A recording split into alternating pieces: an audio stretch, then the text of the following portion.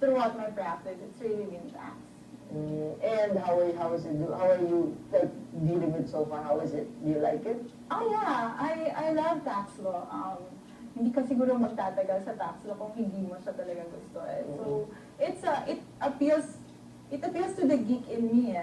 Because tax is you have to be you have to want to research every time, study every time. So that's why I enjoy tax, especially now maraming nababago.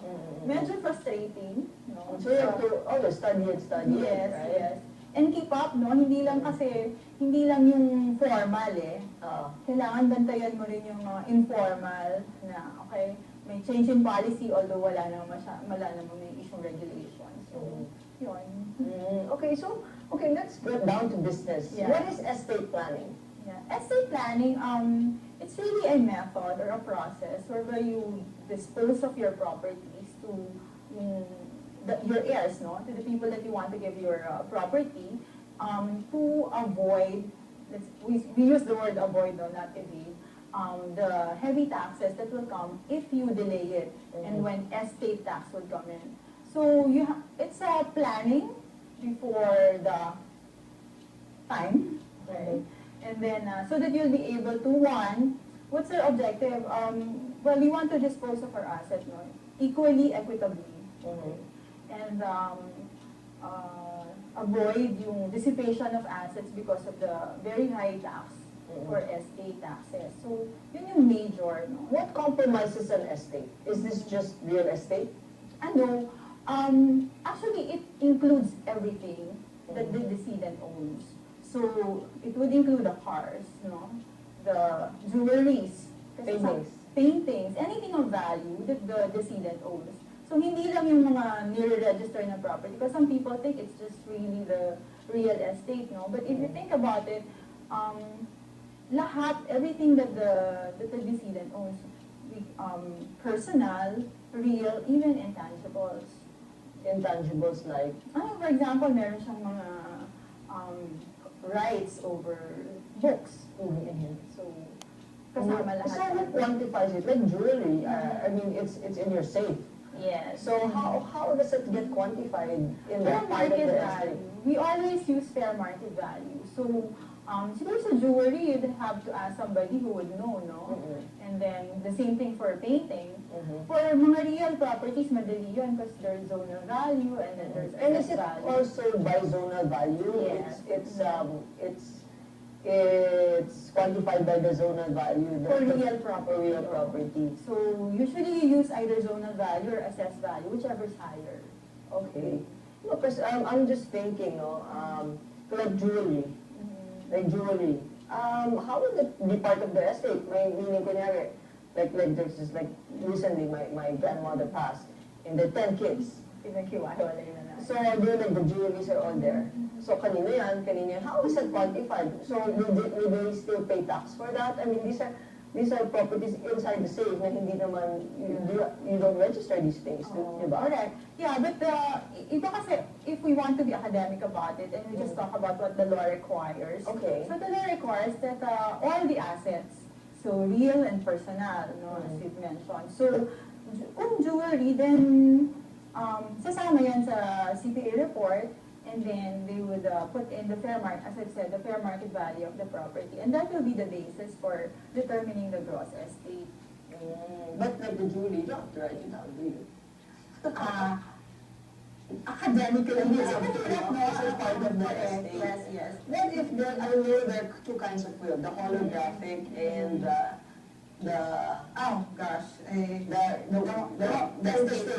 state, right? So what if it's in the holographic will? The holographic is actually a will that the person writes, right? Okay, let's say this jewelry will go to this daughter, this other jewelry will go to this daughter. So how will that be? How will that be disposed? Will they follow that holographic will? That's the will of the decedent, no? So, if the will does not violate yung mga legitim na sinasabi natin, what are legitim? Legitim kasi is if you have compulsory heirs, then yun yung part of the estate na you're entitled to. Kunyari, dalawa kayong anak, and then yung mom So, and then, so theoretically, one-third, one-third, one-third, no? So, dapat ganon yung hatian. So, kung ganon yung pagkahati dun sa will, then you follow it because it's the will of of the person who passed on. May iba lang kung na-violate yung legitimate mo, syempre, kunyari, ang napunta lang sa'yo is 1/6 and you're entitled to 1/3. Medyo sasama yung loob mo. And you have cause for questioning that. No? But normally, kung ganun talaga, then you follow the will of the decedent. Diba? And that would entail tax as well. Yeah, oo. Everything that passed on will be transferred after the point of death from the decedent to his heirs will be subject to estate tax. I see. And so why is it important to plan? I mean, aside from the tax implications. We always tell our clients that you have to plan ahead. Why? Kasi you don't want your heirs to be squabbling, diba? Or fighting with each other after. Yeah. So, when we talk to our clients and then on the first meeting, we always tell them that don't just impose your will on your heirs. Diba? Try to talk to them and try to, yung equitable and fair, no? And minsan din kasi sometimes the parents just want to give a particular portion. Okay? Not knowing na hindi naman pala interesado doon yung heir niya, no? So, pangit kasi kung after the fact lalabas yung mga issues. So, always talk to your heirs, try to understand what they want, and of course, try to be fair. Diba? And is there let's say there's no will, there's no holograph will, what is going to be followed? Then yun nga, yung sa legitim, which is what we call intestate succession, and it's provided in the law. Ano yung, but that only says yung percentage or portion of the property that you're entitled to. Of course, it doesn't say that the bigger house would go to the panganay and the smaller house would go to the bunso. So the law would say what portion of the property are you entitled to. So some clients would palaging tatanungin nila, paano yan? I have a house in Lasma, I have a house in Forbes, let's say, and I have 2 children. Which one do I give to the panganay? Which one do I give to the bunso? And that's where the family should start talking, diba? Para they're able to talk about this and resolve before any problems would occur. Okay, so like that, diba, you bequeath it to, let's say one for the Dasma property, one for the Forbes property, and of course their taxes entail there. The estate tax, I know, is, if you're, correct me if I'm wrong, if your estate is 10 million and over, it's 20%. 20%, yes, that's the top rate. That's the rate. But they always say, I don't know if you've come across this now, what if I just transfer the name na lang so I don't have to pay 20%? Is that possible? Yan yung mga sinasabi natin na estate planning devices, no? Kasi if you don't plan, then everything will be subject to estate tax. Ngayon, when you say estate planning, aside from yun nga, disposing of your property earlier, it tries to avoid yung estate tax being imposed on the transfer. Yeah. So we'll now discuss ano yung posible, how can you transfer your property without incurring the 20% estate tax? So there are several devices that you can use. One of them would be sale. No? Yung sinasabi natin Sale before death. Sale before death, early on, no? So when you're thinking of how would I transfer the property, when would I transfer it, so, and if you decide, okay, this is the time that I will transfer it to my daughter, so you can look at one, selling it to her. That's the tax rate there is, since this is a capital property, then it's 6% on the fair market value. That's the capital gains tax, and then of course there are DST, documentary stamp tax, about 3%, I think. 1.5. 1.5. So, that's sale. Or, kung wala naman siyang pambili, then you can look at donation. Okay, donation naman, the top rate is 15%. And 15? That's higher. 15 20 per lot. 20 sa kabila, no? But of course, yung donation at saka estate, you have to do your math, eh. Kasi sa estate tax, meron siyang mga deductions that you can put in before you arrive at the net tax, at the net It's probably estate. 1.2 million, you can deduct 1.2 million. For estate tax, there are several items that you can deduct. For example, funeral expenses, up to a maximum of about 200,000. Medical bills, and of course, yung decedent probably had to be confined, so up to a maximum of about 500,000. Claims against the estate. So, meron siyang mga deductions na pwede mong, which could lessen the taxable net estate. While in donation, wala kang deduction doon eh. The only exempt portion is the 100,000. Okay. So, but the good thing about donation, you can plan it eh. And taxation on donation is on an annual basis. So let's say you have a property of mga 20 million worth, no? And pwede ka mag-donate ng pakonti-konti every year, di ba? And since donor's tax naman is scheduler din siya eh. Top rate lang yung 15. So, taon-taon pwede siguro. And then, para mas mababa yung... What is the rate if it's yearly kung gagawin taon-taon yan? Ano yun? It follows the same rate. Top rate of 15. It's just the scheduler siya.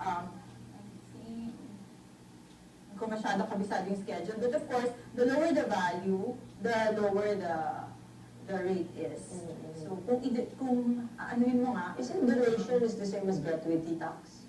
yeah, yes. It's the Because same. donation naman is gratuity, no? So, Gift tax. so, Yeah. it's estate, gratuity, Mhm. or donation, and what else can be done? Yung kadalas nating nadidinig is transfer to a controlled corporation. Actually, madalas akong matanong dyan eh. Just last week, a relative of mine was saying, we're thinking of doing our estate planning now, so we want to transfer everything to a corporation and then just issue shares later on to our children or transfer the shares to the children. What happens there is that you have let's say, a pool of assets, no? So, you have a business na dati, marami siyang assets, no? You transfer it to a corporation, and then the corporation will now issue shares to you. Okay? So, that portion of the transfer and incorporation is not subject to tax. And then later on, you would either issue shares to your heirs, or you will sell your shares to the heirs. And sale of shares, if it's not capital, is considered, if it's capital, is subject to a capital gains tax of 5 to 10%. So I guess that's the most economical way. You think? Depende kasi sa value ng assets, no? Kasi may tax free ka nga. At saka yung sinasabi natin na, I always tell the clients, when you do this portion, yung transfer to a controlled corporation, don't just lump everything to the corporation. Kasi some of the people who do estate planning, lalagyan nila lahat ng assets, no? Pati yung mga bahay na tinitira nila. So, Why not? Kasi, based on experience, and this has happened before, so there was a couple and they put in all their capital assets, non-business assets, to a corporation. So it consisted of several houses, no? And, kasi medyo real estate rich sila.